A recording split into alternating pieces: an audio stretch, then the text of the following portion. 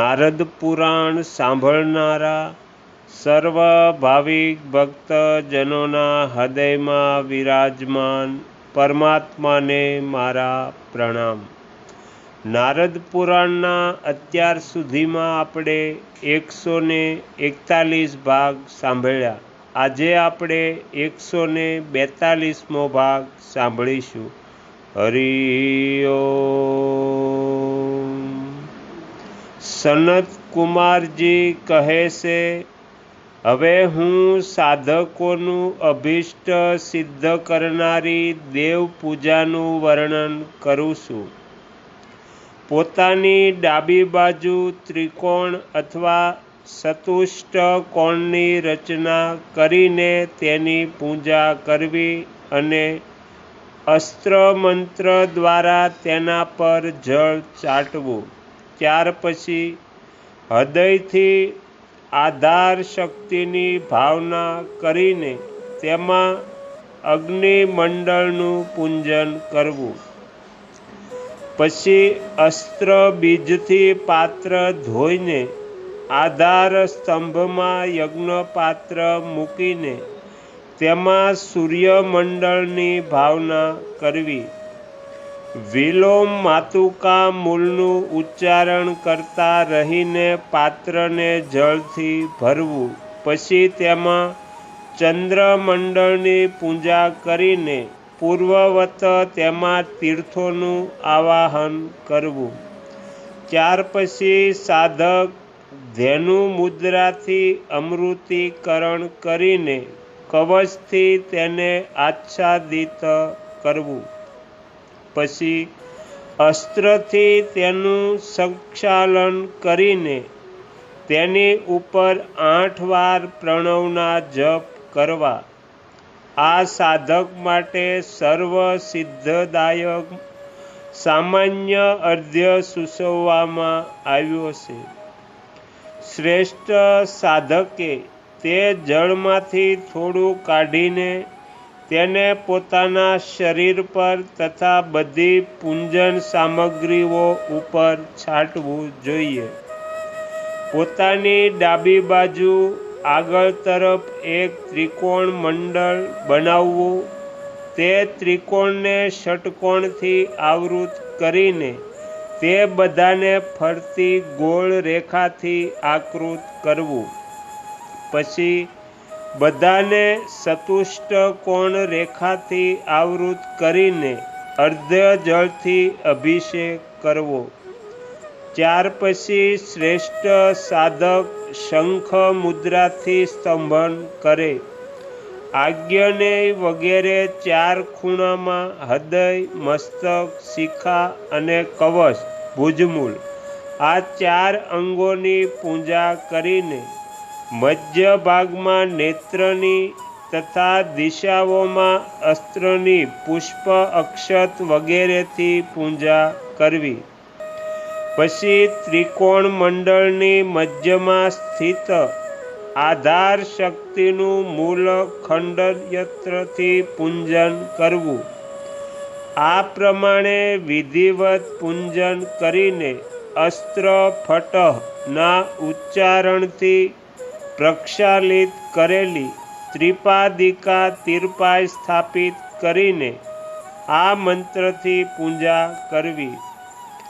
મમ વહિ મંડલાય દશ કલાત્મને દેવતા ધ્યેય પાત્રાસનાય નમઃ।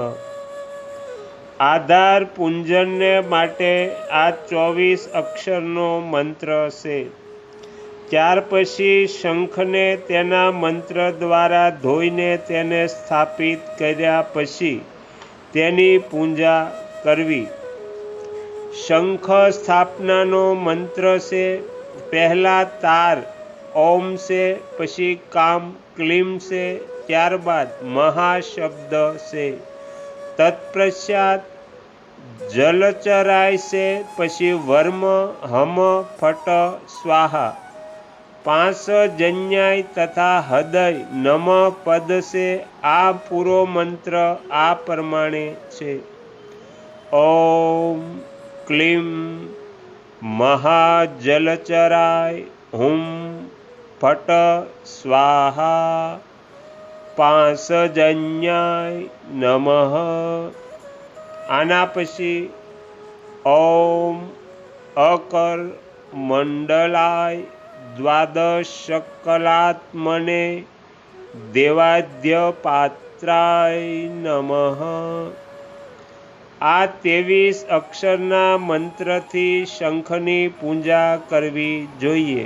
ઈષ્ટદેવનું નામ જોડવાથી અક્ષર સંખ્યા પૂરી થાય છે। આ મંત્રથી પૂજન કર્યા પછી તેમાં સૂર્યની 12 કલાઓનું ક્રમશઃ પૂજન કરવું। ત્યાર પછી વિલો મક્રમથી મૂલ માતૃકા વર્ણોનું ઉચ્ચારણ કરીને શુદ્ધ જળથી શંખને ભરી દેવો અને તેને આ મંત્રથી પૂજા કરવી। ઓમ સોમમંડલાય ષોડશકલાત્મને દેવાદ્યાય મુતાય નમઃ। અર્ધ્ય પૂજન માટે આ જ મંત્ર છે। પછી તે જળમાં ચંદ્રમાની 16 કળાઓની પૂજા કરવી। પછી પહેલાં જણાવ્યા અનુસાર ગમ ગે ચ યમુને ચૈવ્ય વગેરે મંત્રથી બધા તીર્થોનું તેમાં આવાહન કરીને ધેનુ મુદ્રા તેની અમૃતિકરણ કરે અને મત્સ્ય મુદ્રા દ્વારા તેને આચ્છાદિત કરે। પછી કવચ હું બીજ દ્વારા અવગુંઠન કરીને ફરી અસ્ત્ર ફટ દ્વારા તેની રક્ષા કરવી। ત્યાર પછી ઈષ્ટદેવનું ચિંતન કરીને મુદ્રા પ્રદર્શન કરે। શંખ, મૂષળ, ચક્ર, પરમીકરણ, મહામુદ્રા તથા યોનિ મુદ્રા વિદ્વાન પુરુષ ક્રમશઃ પ્રદર્શન કરાવે। ગારુડી અને ગાલિની આ 2 મુદ્રાઓ મુખ્ય કહેવાય છે। ગંધ, પુષ્પ વગેરેથી ત્યાં દેવતાઓનું પૂજન અને સ્મરણ કરવું। 8 વખત મૂળ મંત્રના તથા 8 વખત પ્રણવના જપ કરવા। શંખથી દક્ષિણ દિશા તરફ પ્રોક્ષણી પાત્ર મૂકવું। શંખનું થોડું જળ પ્રોક્ષણી પાત્રમાં નાખીને તેને પોતાની ઉપર 3 વાર અભિષેક કરવો। તે સમયે ક્રમશઃ આ મંત્રનું ઉચ્ચારણ કરવું। ઓમ આત્મતત્વાત્મને નમઃ। ઓમ વિદ્યાતત્વાત્મને નમઃ।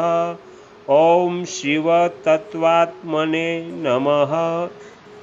વિદ્વાન પુરુષ આ મંત્રો દ્વારા પોતાની સાથે આ મંડળનું પણ વિધિવત પ્રોક્ષણ કરે અને તેમાં પુષ્પ તથા અક્ષત પણ ચડાવે તથા મૂળ ગાયત્રીથી પૂજન દ્રવ્યનું પ્રોક્ષણ કરવું। પછી એક બાજટ પર પાદ, અર્ધ્ય, આચમની તથા મધુ પર્કને માટે પોતાની આંગળ અનેક પાત્ર મૂકી રાખો। સામે ધરો એટલે દુર્વા, કમળ, વિષ્ણુકાંતા નામક ઔષધિ અને જળ આ બધાને મેળવવાથી ભગવાનને માટે પાદ બને છે।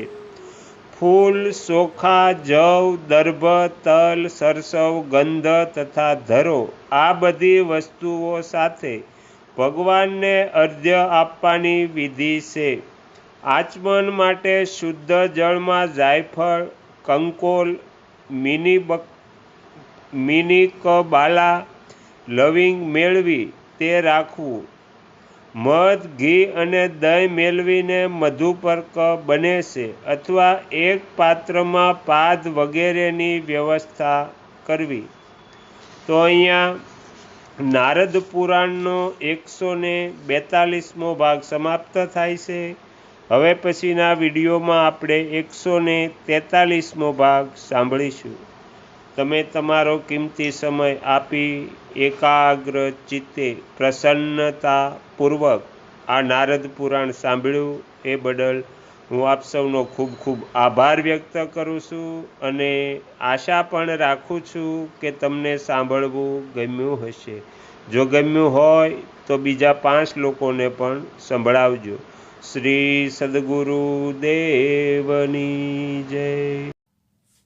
આગળના વિડીયો જોવા માટે આ ચેનલને સબસ્ક્રાઈબ કરો અને જો આ વિડીયો પસંદ આવ્યો હોય તો લાઈક કરો.